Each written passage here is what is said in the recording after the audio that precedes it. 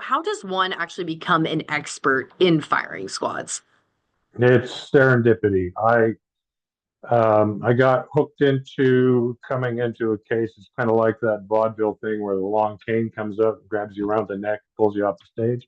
It's almost like that. I've been involved in law enforcement training for a number of decades, and my expertise is in use of deadly force, ballistics, terminal effects, and what gunshot wounds do to people. Um, because of my background in trauma medicine, I've been practicing emergency medicine now for almost 35 years. Um, Expertise in trauma. Um, that plus my police involvement and my training company, which again it deals with um, the use of deadly force, primarily firearms and ballistics gunshot wounding. So that kind of put me in the situation to be asked. Initially, there was a case in Georgia where an inmate in the Georgia system wanted to be executed by firing squad and was suing the state to have that option made available to him rather than lethal injection.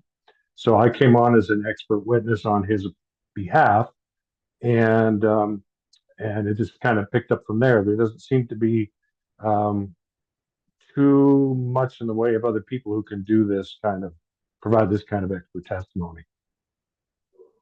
Yeah, I mean, it seems really niche, and then here you are with this huge case. Now I think people are wanting to hear, especially from you. Yeah.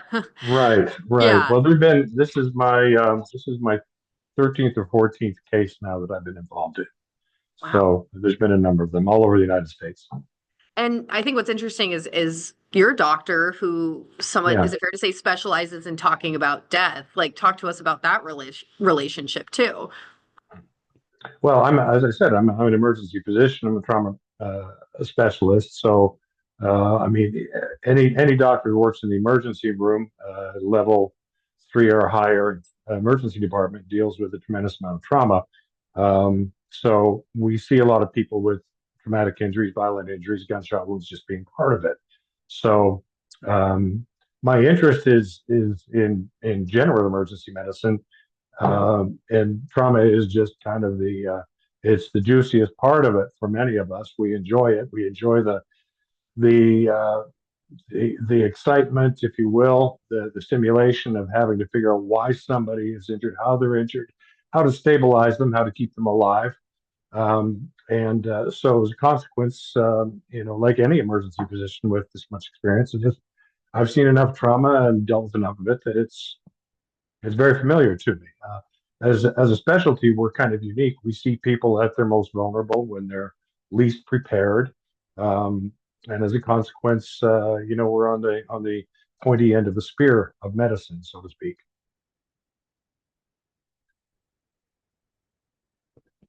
Sorry, I'm making notes as we go through. Okay. That's fine. And That's fine. so let's talk about this. I mean, you've been advocating for this method of execution for how long? Tell me about that and why you've been advocating for it.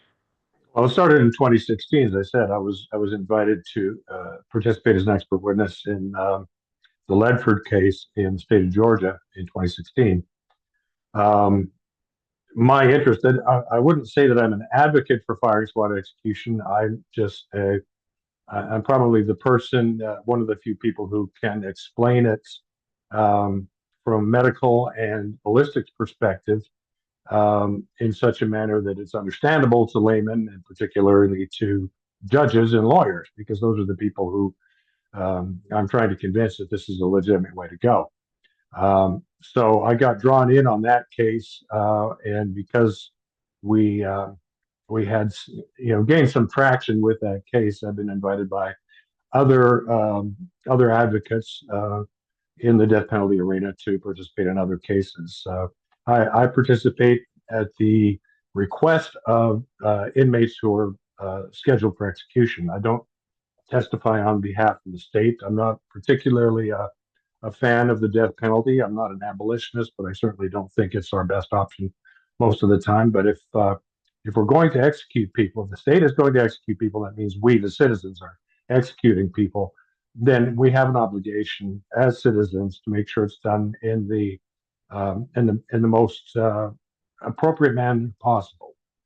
Now, unfortunately, most of the methods of execution that have been available to us in the last 10 to 15 years have been substandard.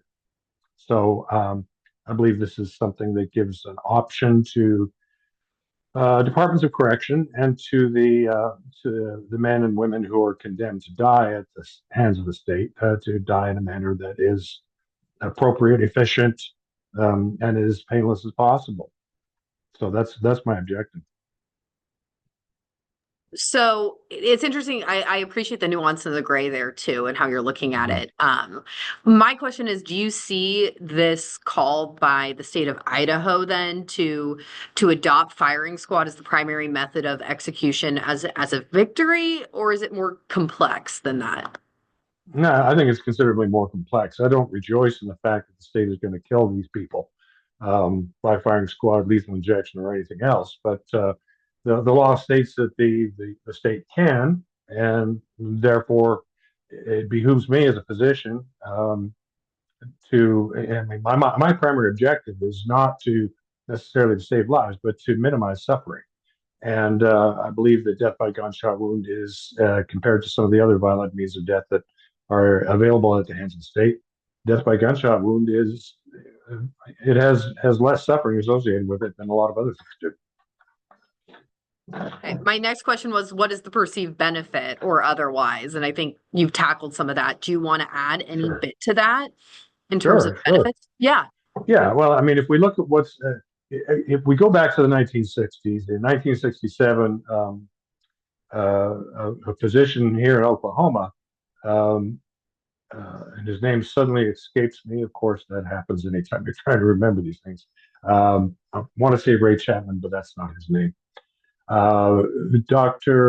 Anyway, he was a pathologist. He was a state medical examiner, and he developed a lethal injection protocol using three drugs.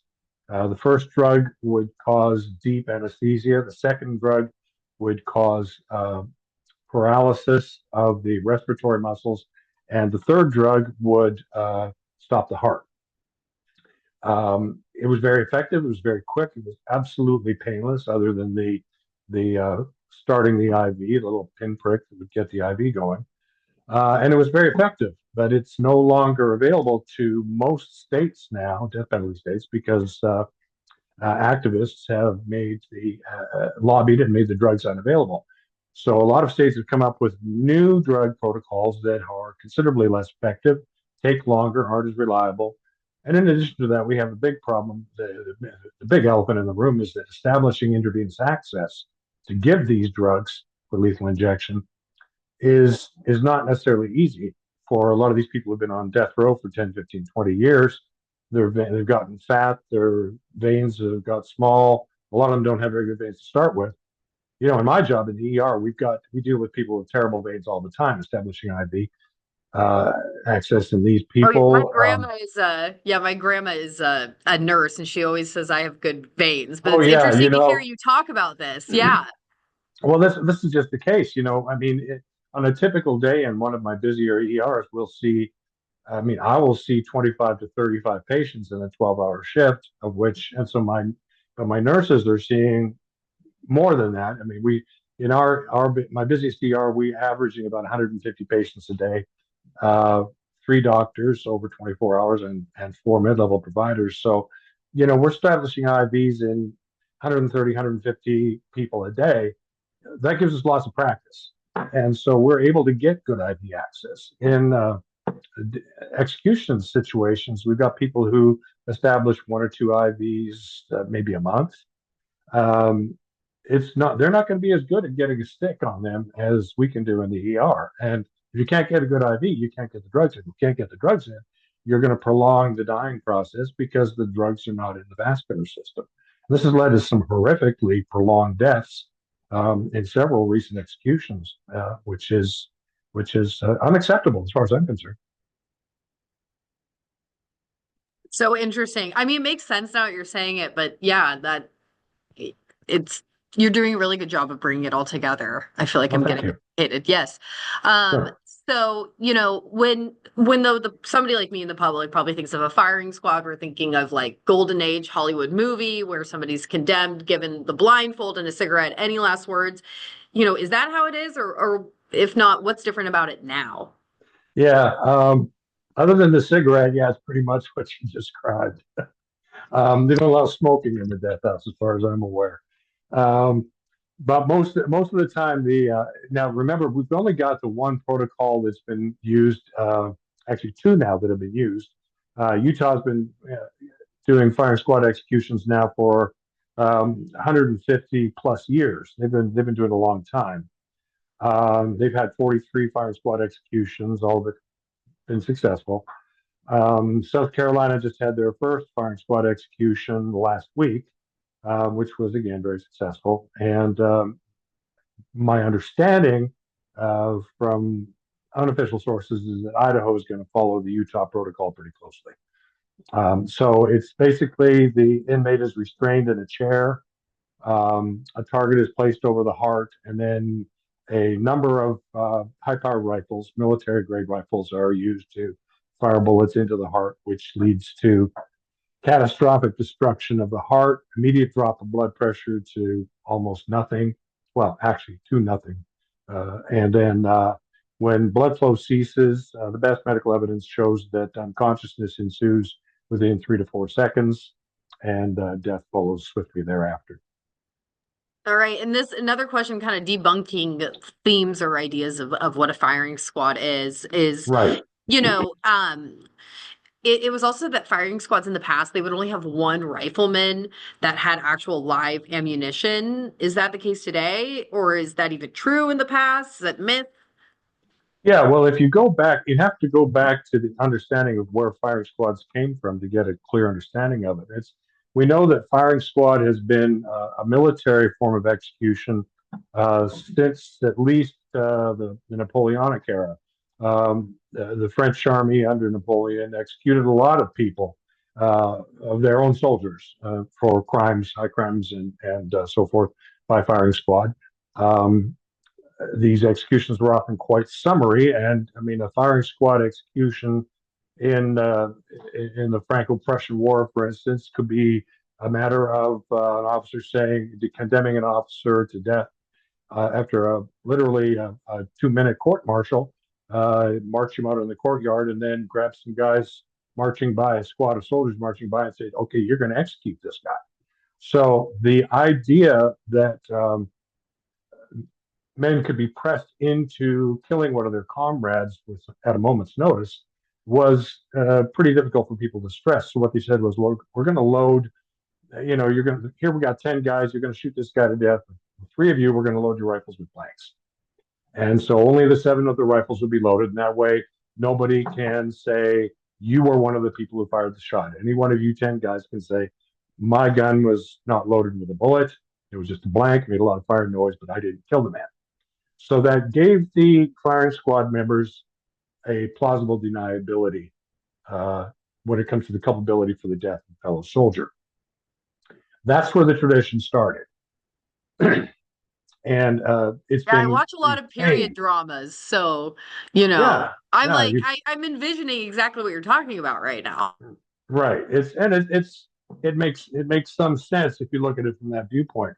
And and actually, truly, I mean, they've retained that concept of the blank in one of or more of the rifles right up to the present day in the Utah protocol, um, for that very reason that people can say, "Well, yes, I was on the fire squad, but I just fired a blank."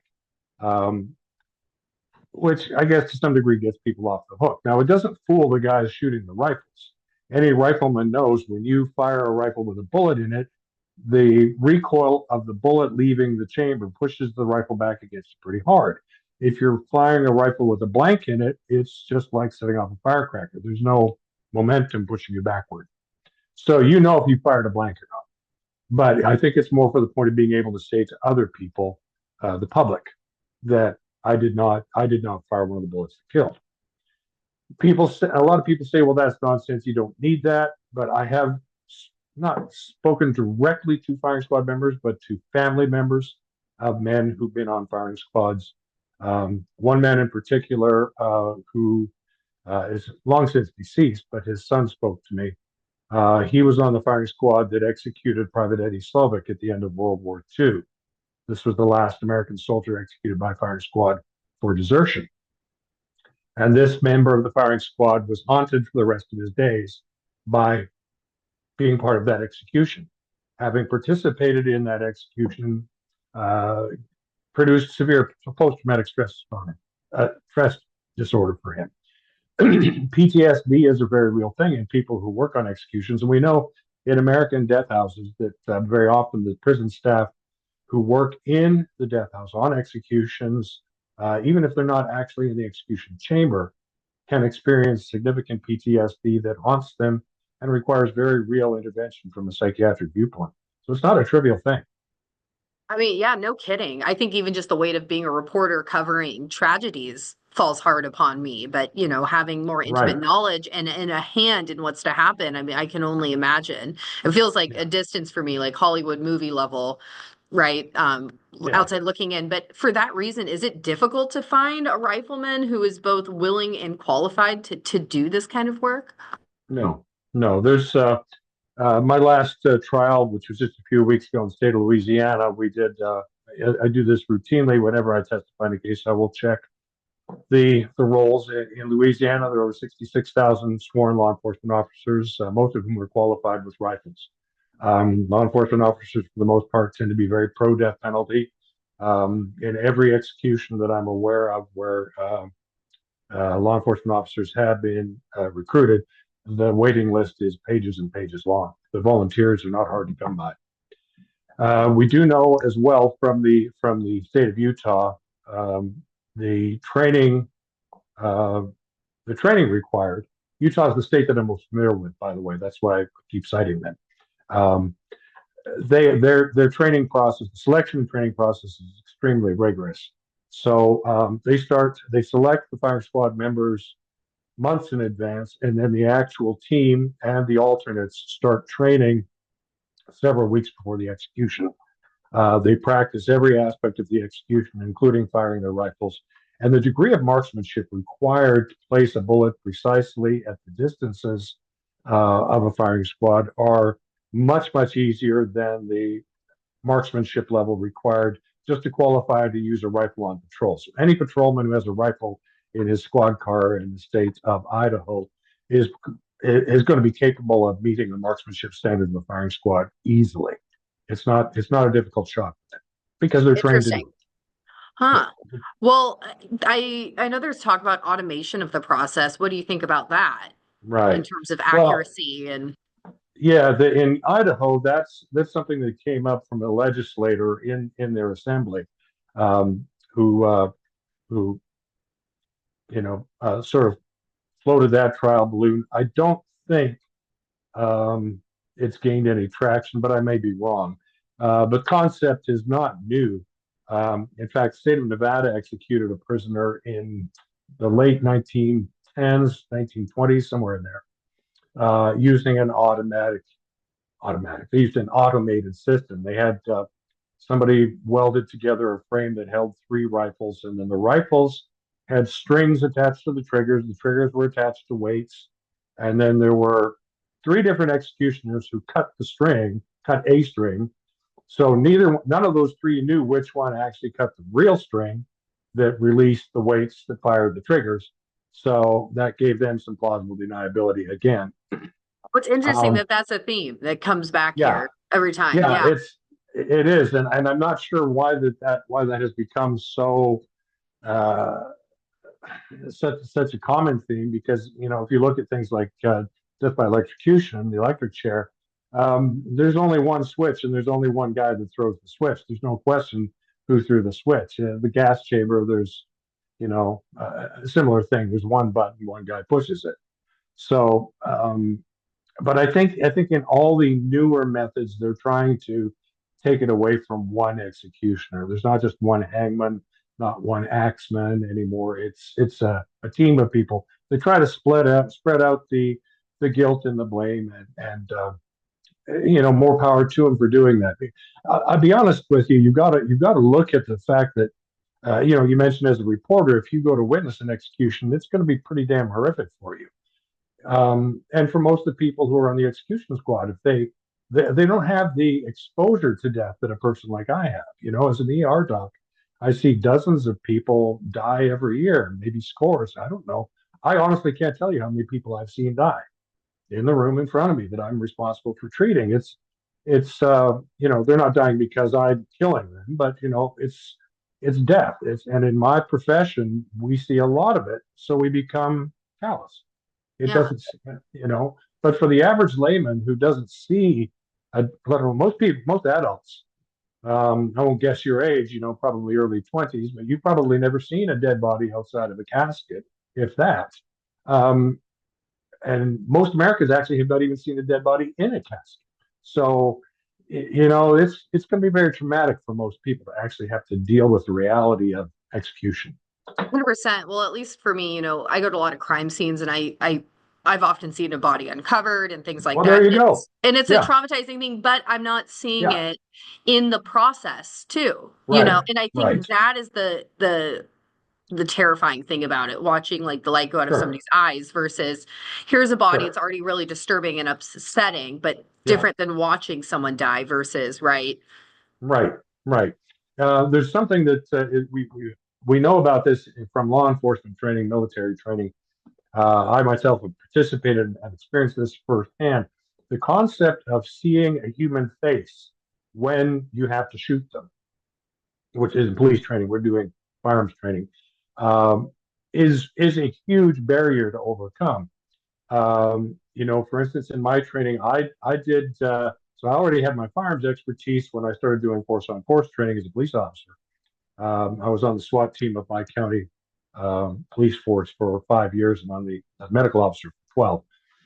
But when I started actually going into doing the training, going from shooting targets to shooting something that's humanoid is a big step. And it's very different. I mean, even going back further, the first time I shot a deer that I could see its face when I was a young man. I mean, it affected me, and still today, even though I've killed and harvested hundreds of deer and other animals for food. To see one every now and then, I will kill an animal, and it just moves me profoundly. That my continuing existence by eating this animal's meat is as could not have happened except the animal died. And that can be emotionally disturbing. Now, that's human versus animal. When you're dealing with a human being and a face, um, that's very different. And the first time I had to shoot a computer simulation of a person with a face, it rattled the heck out of me. And I was not able to perform up to my usual marksmanship standards. And it takes some time to get over that. So if you're talking about a person in an execution chamber, all the more so. I think that's the primary reason that the execution hood is used. So you cannot see the face of the prisoner before, during, or after the execution. I think that would be much, much more traumatic for most people than they would be prepared to accept. The last question I've got for you is, moving forward, do we feel like that this is something that you now consider to be your cause, like educating people? I know you're not pro death penalty per se, but would you like to see this method adopted across the country if there is going to be an execution, or does it need to get better before, do there need to be improvements before you feel that way? Well, I don't think you do much to improve the process of executing by firing squad that is already in existence in the state of Utah, the United States military protocol. Um, South Carolina, their method is still somewhat opaque. We don't have the documents to look at, but it looks like they've got it down pretty well. Yeah, so I mean, it works. It's fine. Is it the best possible means of execution? I think not. I think there's at least one other option. There's a physician that I testified with in Louisiana last week from Oregon. He's involved with MAID, medical assistance in death for terminally ill people. MAID, it's called. MAID is a very effective means of ending people's lives. It's medically assisted suicide with oral medications. Um, there are times, even though as a Catholic, I have a hard time accepting suicide Um, I certainly wouldn't want to go down that road myself. On the other hand, if you are in an intractable suffering, you need some relief from this horrendous end. Well, maybe that's justifiable. That's a different discussion. But again, Charles was testifying last week in Louisiana that this was an option that the state could take.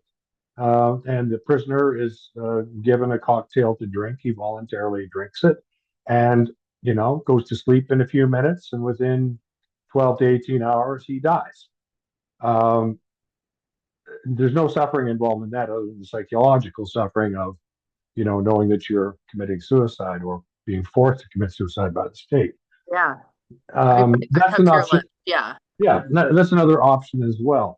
But some of the other methods that are still being used, the electric chair is still used in multiple states, which is pretty horrific. I see a lot of victims of electrocution in my trauma practice all the time, and it's there's no question people suffer terribly with electrocution, um, and there's no question that our lethal injection protocols right now are highly problematic.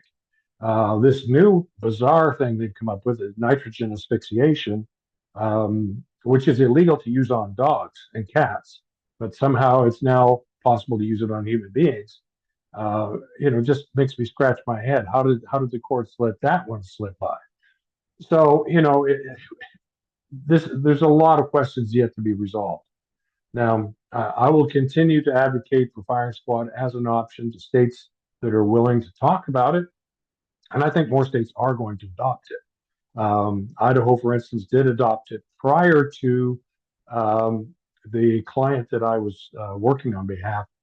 We were preparing to sue the state of Idaho, and rather than wait for the trial, the legislature just said, "You know what? We're going to allow firing squad."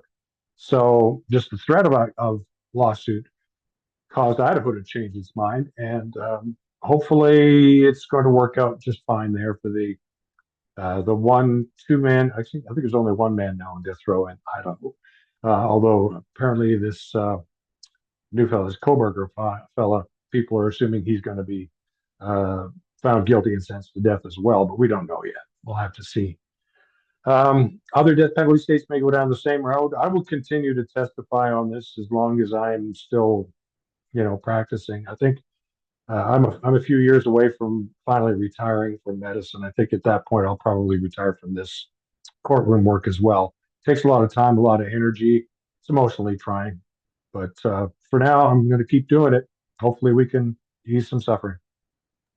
Well, wearing many hats, and thank you so much for My really pleasure. making sense of something that seems like hard to understand at first. And you really made it Hmm. a very approachable subject matter. So I think our viewers are going to really benefit from that. So I really Right. appreciate your time.